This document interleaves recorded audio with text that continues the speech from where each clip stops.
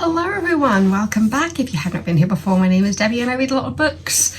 Starting out a different angle. It is so dark, so early that trying to get a good time, like today, it's just been dark all day. It's been so miserable.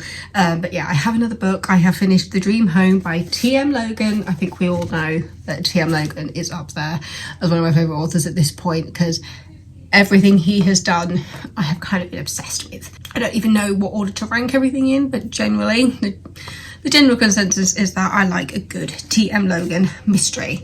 So let's get in with the blurb, shall we? Adam and Jess, along with their 3 children, move into a beautiful new home, a rambling Victorian house in a nice neighbourhood, right at the top of their price range. Then Adam discovers a door hidden behind a fitted wardrobe, concealing a secret room. But like the house, Adam has his secrets too, and soon he will find himself setting in motion a series of events that will place his family in terrible danger. On the back it says, from the master of the up all night thriller.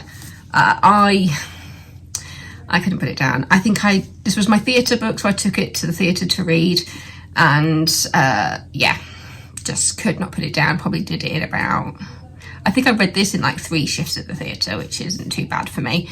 That tells you how much I was on the outside for Narnia. It is just, it's a nightmare of a book, basically. It's your worst nightmare come true when you move into a new house, which bad time for me as I'm moving, reading a book like this. But no, there's no secret hidden compartments in my new place. And I think about like the moment in this book that would have stopped all the events happening. It's just like, no matter what, like finding the hidden door, whether that happened or not, it's just like it seemed inevitable for him to find it.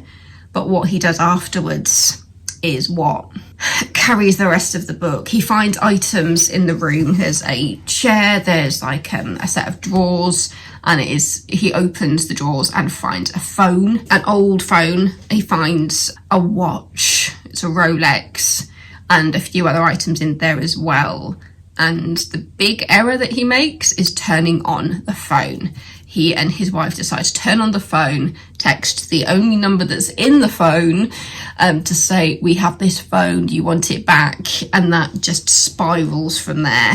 It's just one of those things where it's just like, as I was reading more and more into it, I was just there wondering like how it came to that point. Because one of Adam's secrets, as you find it quite early on in the book, is that he has lied to his wife about his job. He was laid off just before they moved in, and he never told her about it because he thought it would add to the stress in all of this.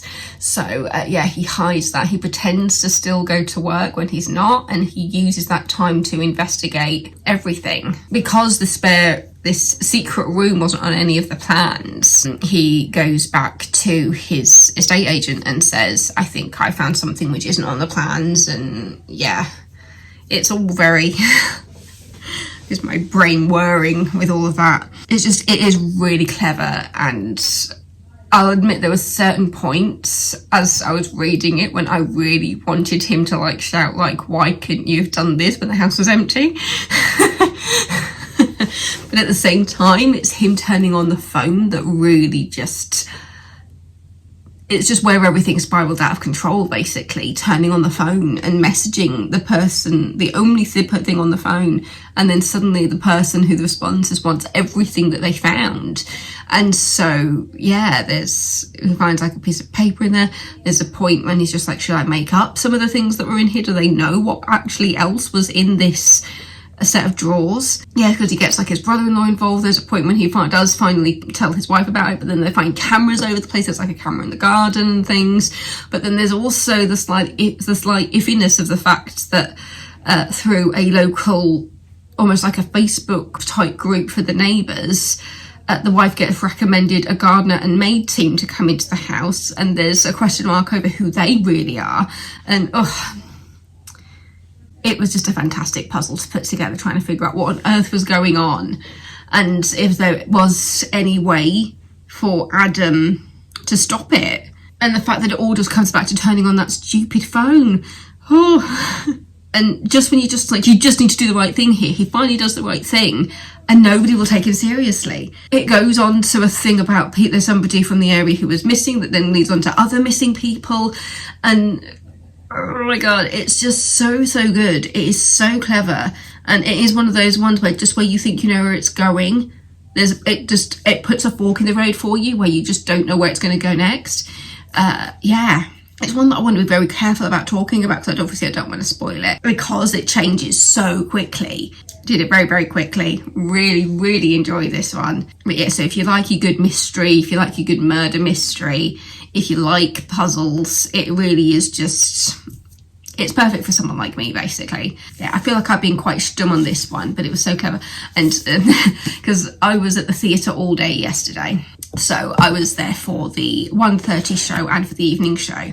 And so I read a little bit before work because I got there a bit early. And so I was able to have some lunch before the first show shift started. Read this for about 20 minutes before the shift started. And then between shows, I was reading this over my dinner because I decided I wanted to eat from Playhouse Kitchen because I haven't eaten out there for a while. So I originally was going to get a pizza, but because I was there just as the rollers went up, I actually saw a lasagna that had been cooked off, and it was like, oh, I'll have that and some chips, please. And there was a girl there going, oh, you made the lasagna. It's just like, I'll let you know how it is. And it was delicious. It was so good. I had like the book in one hand, a fork in the other, and I was like this. I did not want to put this down when I was eating. I'm amazed I didn't get any food on it, to be honest. But so this one is, how many pages is it? 406 pages is this one. Yeah, it does have like a little epilogue at the end of like so much time later after the events, so you kind of like put their lives back together almost. Yeah, there's a mystery in there. There's a murder mystery. You're trying to understand why on earth they're being targeted after they turn the phone on. What secrets does this house possess, basically? And yeah, so it all comes back to this old Victorian house, the hidden rooms and the secrets within. Yeah, it's so good. The Dream Home by TM Logan. I definitely recommend it if you like a good thriller, murder mystery puzzle. So if you aren't subscribed already, please do. It's nice to see a little community that I'm building on my little corner of the internet here. Yeah, stay safe. I'll see you next time. Bye.